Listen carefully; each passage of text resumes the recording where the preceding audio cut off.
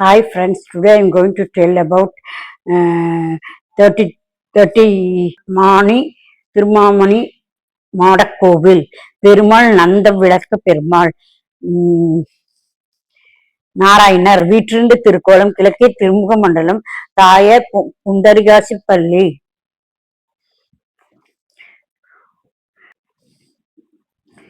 பிரதட்சம் ருத்திரர்கள் இந்திரன் மதங்கர் மங்களாசாசனம் திருமங்கையாழ்வார்களால் 12 பாசனங்கள் பாடப்பட்டுள்ளது. சீர்காழிலிருந்து 8 கிலோமீட்டர் தொலைவில் திருநாங்கூருக்குள்ளேயே உள்ளது. இது 32வது திவ்ய தேசம். திருமந்திரத்தை பெருமாள் பகீதர் ஆசிரமத்தில் உபதேசித்தால் பார்த்து நாராயண பெருமாள் இந்த பெரும் திவ்ய தேசங்களில் திருதிஷம் உபகாரம் செய்து ருத்தர்களுக்கு முதலில் காட்சி தந்த பெருமாள் மணிமாட கோவில் நாராயண பெருமாள் என்ற திருநாமம். இந்த திருத்தலத்திலிருந்து திருக்கோவனூர் நம்பிகள் வந்து உள்ளார். ராமானுஜருக்கு இவர்தான் ஆச்சாரியராக அவதரித்தார். திருக்கோஷ்டியூர் சென்று அங்கே விமானத்துக்கு கீழே அஷ்டாங்க திருமந்திரத்தை உபதேசம் பெற்றார். திருக்கோஷ்டியூர் நம்பிகள் திருமந்திரம் உபயோகம் செய்து பெற்று அதைத்தான் இங்கே பெருமாளுக்காக உபதேசித்திருக்கிறார். நாம் இந்த மணிமாடக்கூடில் திருக்கோஷ்டியூர் நம்பிகளுக்கு தனி சந்நிதி உண்டு. ராமானுஜர் அவதரித்தால் உபதேசம் அஷ்டாங்க மந்திரத்தை உபதேசம் பெற்றார். இவரை நாராயண பெருமாள் என்று சொன்னால் இவர்தான் கிழக்கே வீற்றிருந்த திருக்கோலம்.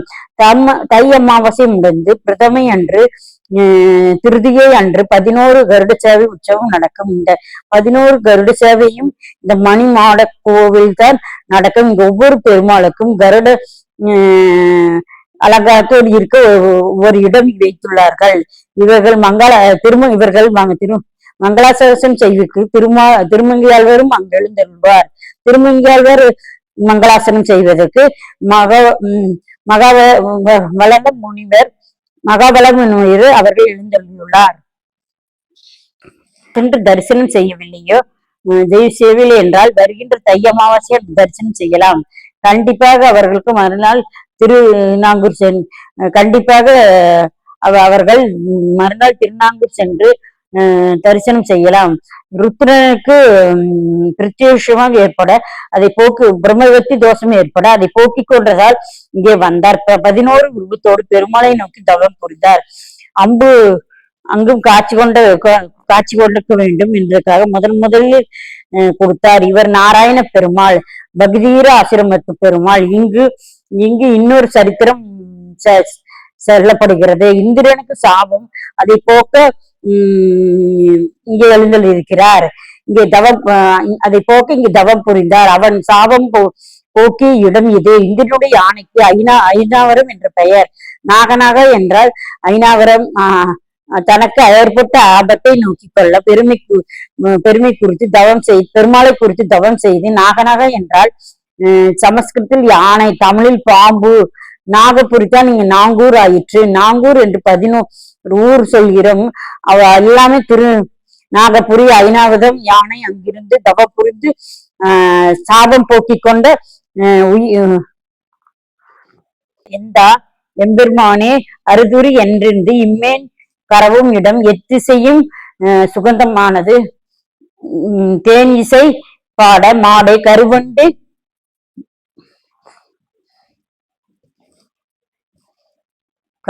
மாற்றெழுந்து எழுந்தினின் வந்தார நின்மணி மலர்மணி மாடக்கோவில் வணங்கும் விளக்கே அளந்தற்கு அறியா என்று தொடங்கிற்று அல்லவா. அந்த உபசாயர் வாக்கியம் சத்தியம் ஞானம் அனந்தம் விளக்கம் ஆனந்தம் பிரம்மம் ஞானம் அனந்தம் சத்தியம் என்றால் நித்தமும் மாறவே மாட்டார் என்று எப்போதும் இயல்பாக எப்போதும் இருப்பார். அதுதான் நித்தியம் ஞானமயமாக இருக்கும் அறிவுக்கு குறைவில்லாத நாணமையாக இருப்ப அறிவு குறைவு கிடையாது. எக்காலத்திலும் எங்கு நடப்பதும் அவருக்கு தெரியும்.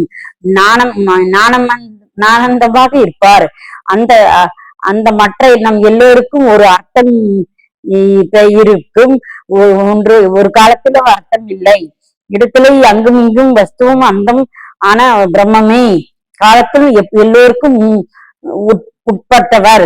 தேசத்துக்கும் எல்லைக்கும் உட்பட மாட்டார். ஒரு வாஸ்துக்கும் எல்லைக்கும் உட்பட மாட்டார். எக்காலத்திலும் இருக்கும்படியால் காலத்தில் வரையறை இல்லை. எல்லா தேசத்திலும் வியாக்கியப்படியால் இடுத்து வரையறை இல்லை. ஒவ்வொரு வஸ்துக்கும் வியாசம் காட்டுவார். நாம் எல்லாரோடும் நீக்கமுற நிறைந்திருக்கிறார். அதனுள் குறைவில்லை. ஆகையால் மூன்று விதத்தில் அனந்தமாய் இருக்கிறார். அந்த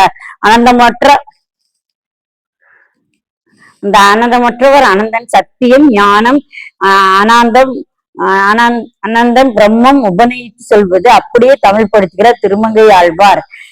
திருமங்கை ஆழ்வார் இந்த ஊர் பெருமாளை குறித்துதான் எப்போதும் நித்தியமாக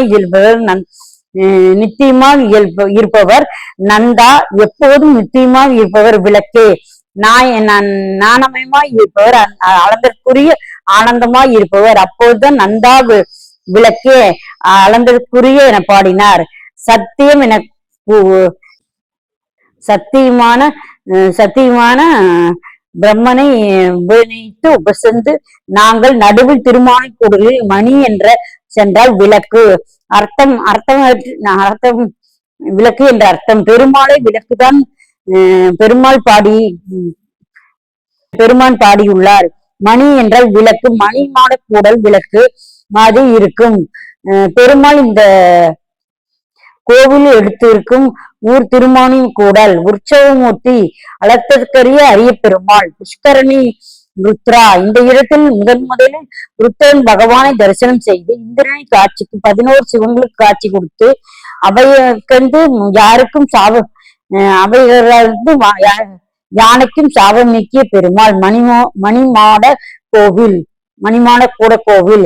நாராயண பெருமாள் அனைவரும் தரிசனம் சென்று எல்லோரும் பெருமாளை அதன் அருள் பெற்று அனைவருக்கும் கிடைக்குமா என்று நாம் சென்று தரிசிப்போம். அலைய உபர்களுடன் கூடிய மாடங்களை கொண்ட வீடுகள் நிறைந்த எம்பெருமான் எழுந்துள்ள காரணத்தால் திருமானி மாடக்கோவில் என்னும் பெயர் வந்ததாக கூறுவார். பத்திரசிரத்தில் இருக்கும் ஸ்ரீமன் நாராயணன் இங்கு 11 அமர்ந்திருக்கு திருக்கோலம். இங்கும் அந்த நிலையே பத்ரராமத்தில் ஸ்ரீ நாராயணன் திருமந்திரத்தை உபதேசித்தார். எனவேதான் அருளான தேவர்கள் இங்கு வந்து வேண்டுகின்ற திருமந்திரம் உபதேசித்த பெருமாளே இங்கு எழுந்திருப்பது பத்ரிக்கு சமமான திருத்தலம். ஓம் ஸ்ரீ புண்டரிகாசவல்லி சமேத ஸ்ரீ நந்தாவிளக்கே நாராயண சுவாமியே நமஸ்துதே.